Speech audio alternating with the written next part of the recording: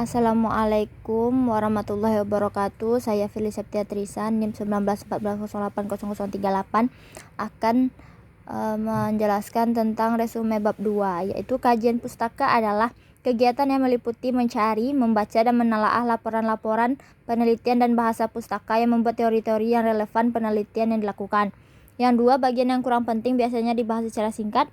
Selanjutnya, kajian pustaka menjelaskan tentang laporan apa saja yang telah ditemukan oleh peneliti lain atau membahas masalah penelitian. Yang kedua, menjelaskan manfaat teori penelitian. Kajian teori mempunyai peranan penting dalam penyusunan karya ilmiah karena memberikan banyak definisi teori yang akan dilakukan dalam penelitian, memperjelas ruang lingkup penelitian, dan menghindari duplikasi penelitian. Yang menurut Castetter dan Hessler, yang pertama mengkaji sejarah permasalahan, yang kedua membantu pemilihan prosedur penelitian, yang ketiga mendalami landasan teori berkaitan dengan permasalahan, yang keempat mengkaji kelebihan dan kekurangan hasil penelitian terdahulu, yang kelima menghindari duplikasi penelitian, yang keenam menunjang rumusan permasalahan. Yang selanjutnya menjelaskan hasil kajian teori. Yang pertama buku teks, yang kedua jurnal penelitian, yang ketiga tesis skripsi dan disertasi, yang keempat buletin, yang kelima media elektronik, internet atau online. Yang selanjutnya buletin adalah alat tulisan ilmiah pendek secara terbit secara periodik yang berisi catatan-catatan ilmiah atau petunjuk ilmiah tentang suatu kegiatan operasional. Yang kedua, skripsi, tesis, dan disertai adalah karya tulis ilmiah yang disyaratkan untuk lulus pendidikan jenjang S1, S2, dan S3 dalam penulisan skripsi. Jurnal penelitian adalah makalah ilmiah yang berisi hasil-hasil penelitian ilmiah.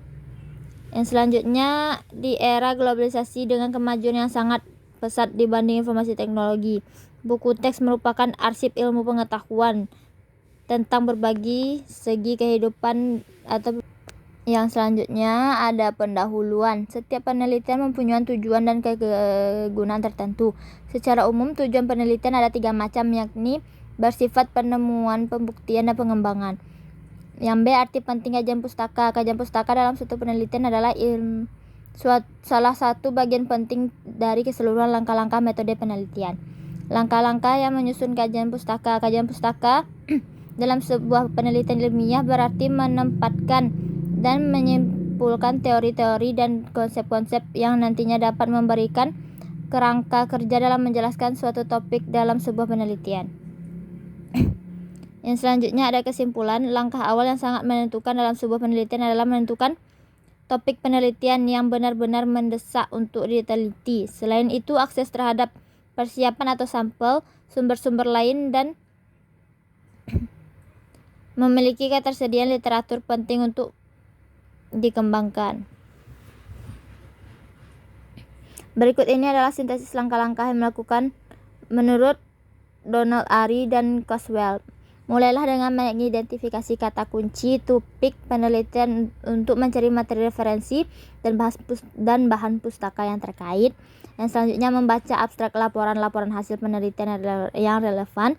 Yang selanjutnya membuat catatan hasil bacaan dengan cara membuat peta literatur, membuat ringkasan literatur secara lengkap, dan lain-lain. Yang selanjutnya yaitu yang pertama memilih sumber pustaka. Sumber pustaka seperti yang sudah dijelaskan tadi dapat berupa skripsi, tesis, dan disertasi, makalah, paper, jurnal penelitian, buku, situs internet yang kredibel, dan lain-lain. Yang kedua, menelusuri sumber pustaka. Setelah ditemukan beberapa sumber pustaka yang sesuai dengan penelitian yang dilakukan, maka langkah selanjutnya adalah menelusuri isi di dalam sumber pustaka untuk mencari kutipan.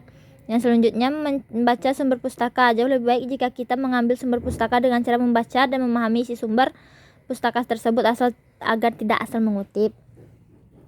Yang keempat, mencatat hasil interpretasi terhadap sumber pustaka. Catatlah hal-hal yang dianggap penting dalam sumber pustaka, kemudian menulis ulang yang kata baca sesuai pemahaman dan memeriksanya kembali untuk memastikan keakuratan kajian pustaka yang telah dibuat.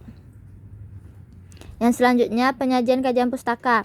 Setelah semua sumber pustaka didapatkan, maka langkah selanjutnya penulis kajian pustaka. Pada umumnya kajian pustaka berada di bab 2 suatu karya ilmiah. Kajian pustaka terdiri dari beberapa subbab yang menjabarkan semua yang berhubungan dengan penelitian yang akan dilakukan.